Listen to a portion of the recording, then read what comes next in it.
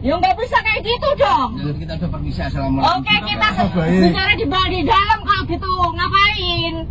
Lah ya bisa ngomong. Kantor polisi juga nggak apa-apa. Ya oke, ayo. Assalamualaikum warahmatullahi wabarakatuh. Apa kabar teman-teman semuanya? Semoga semua dalam keadaan sehat walafiat ya. Diberikan kesehatan dan kelancaran serta kemudahan di hari Jumat berkah ini, Jumat terakhir di bulan puasa. Semoga doa kita diijabah, diberikan kesehatan, kelancaran serta kemudahan dalam segala urusan apapun itu. Amin amin ya rabbal alamin. Oke teman-teman, kali ini saya akan membahas tentang tidak punya pinjol tapi ditagih barbar harus apa. Nah, banyak sekali yang sampai salah kaprah dan salah jalan. Jangan sampai ini terjadi pada kalian. Kita akan bahas secara tuntas, tapi sebelumnya saya harapkan kalian semuanya sudah subscribe channel ini agar channel ini terus berkembang dan dapat memberikan informasi terbaik buat kalian yang galbay. Oke teman-teman, ini dia buat kalian.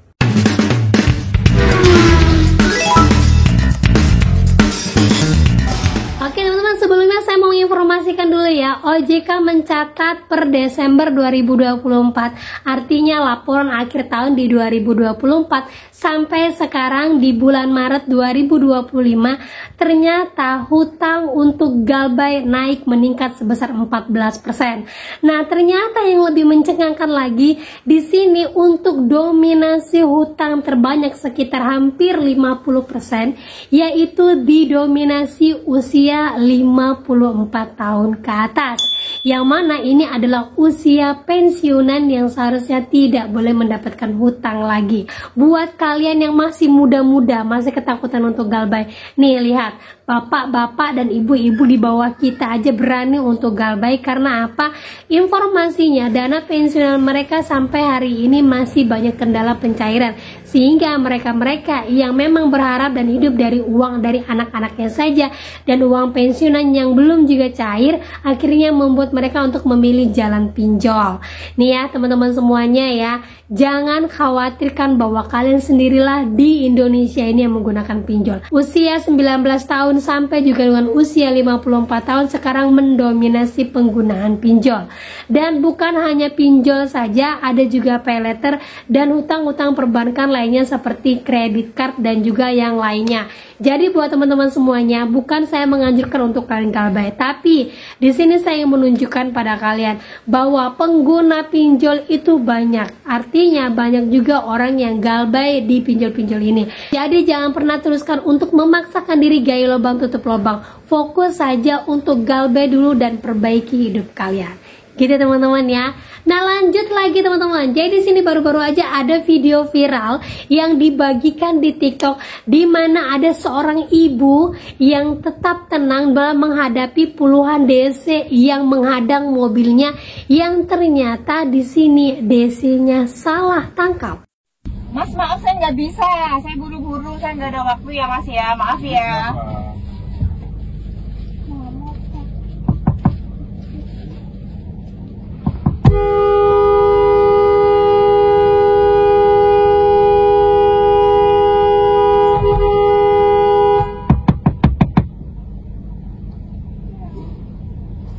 Sama orang dihipnotis. Nggak tenang ngomong. Video loh kak. Saya. Wes.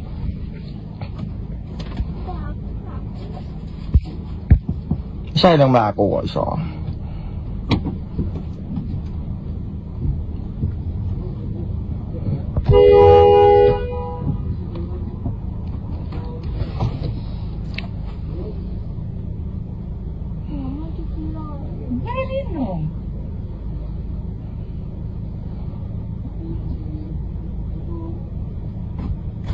Mas tolong ya Mas, saya nggak ada waktu.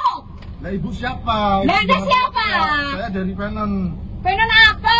Ngobrol yang enak apa tuh? Ya nggak bisa kayak gitu dong. Jadi kita udah permisi, assalamualaikum. Oke, kita baik. bicara di dalam kalau gitu ngapain? Lah ya bisa ngomong. Kantor polisi juga nggak apa-apa. Ya oke, ayo.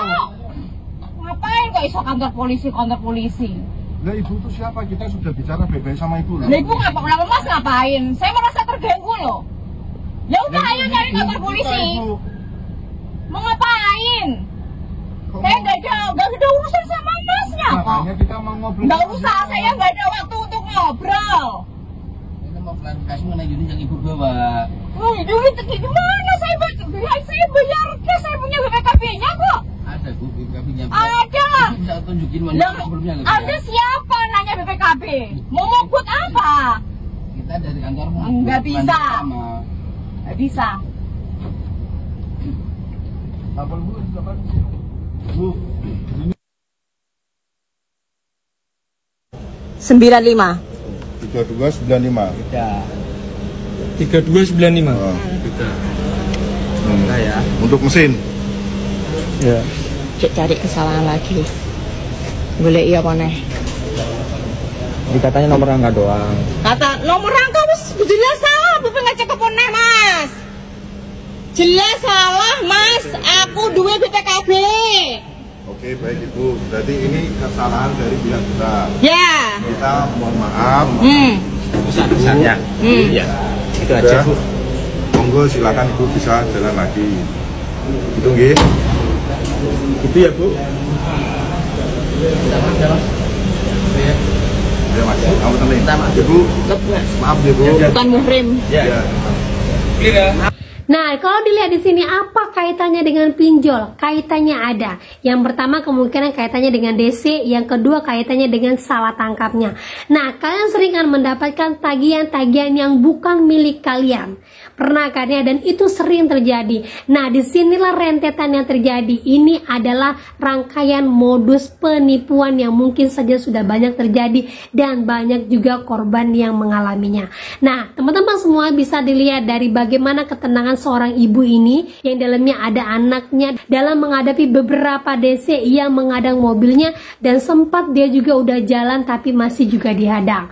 Nah, begitulah cara untuk menghadapi DC. Ketika kita merasa benar, kita harus tetap tenang dan kita tunjukkan beberapa bukti-bukti yang diminta. Salah satunya adalah tidak punya aplikasi di HP kita. Itu yang pertama. Yang kedua, jika kalian benar-benar didatangin oleh DC, kemudian ditagih dari hutang yang bukan milik kalian, minta DC-nya untuk tunjukkan bahwa nilai uang tersebut ditransfer ke rekening atas nama kita dan kita menandatangani perjanjian elektronik yang biasa terjadi pada pinjol. Itu harus. Jadi buat teman-teman semua harus pahami, ketika kalian melakukan pinjaman, kalian tahu rentetan adalah mengisi formulir tanda tangan terus uangnya akan cari kepada rekening kita. Nah, itulah yang kita akui hutang. Tetapi seandainya ada penagihan yang bukan milik kita, baik dari aplikasi pinjol legal ataupun ilegal sekalipun, perhatikan harus benar-benar ada uang itu transfer ke rekening kita. Ya, kalau itu tidak bisa dibuktikan oleh DC-nya, jelas 100% itu adalah penipuan yang mana memang mengakali kalian bagaimana caranya kalian bisa membayarkan yang bukan milik kalian. Itu yang pertama. Yang kedua, bisa saja di sini dalamnya ada pemerasan yang mana DC-nya mulai melihat titik kelemahan kalian dan mencoba untuk pengalihan isu, yang mana mereka akan membantu untuk membersihkan namakan atau membackup data diri kalian agar tidak ditagih oleh DC manapun asal kalian mau bayar. Nah, itulah sekarang banyak terjadi di pinjol manapun teman-teman ya. Jadi saya menunjukkan video ini untuk menunjukkan bahwa tidak hanya di lini pinjol saja, di lini leasing multifinance juga terjadi hal seperti ini.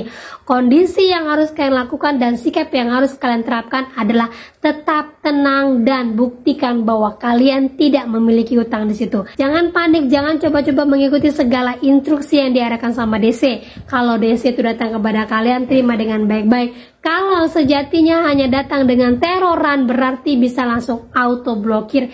Itu sudah sangat aman kalian lakukan. Gitu teman-teman ya. Menjelang lebaran ini akhir bulan, saya yakin akan banyak sekali modus-modus seperti ini. Banyak para DC yang mengejar target, banyak juga para DC-DC yang coba untuk mengelabui dan menipu kalian. Nah, posisi kalian tetap bertahan. Kalian hanya tahu saya punya utang pinjol di ABC. Selebihnya dari ABC ini bukan milik saya. Tegaskan dalam diri kalian dan teruslah untuk memperbaiki hidup kalian.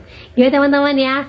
Nah, oke, itu dia informasi yang bisa saya sampaikan buat kalian pada hari ini. Semoga informasi ini menjadi mood booster. Akhir kata saya ucapkan assalamualaikum warahmatullahi wabarakatuh.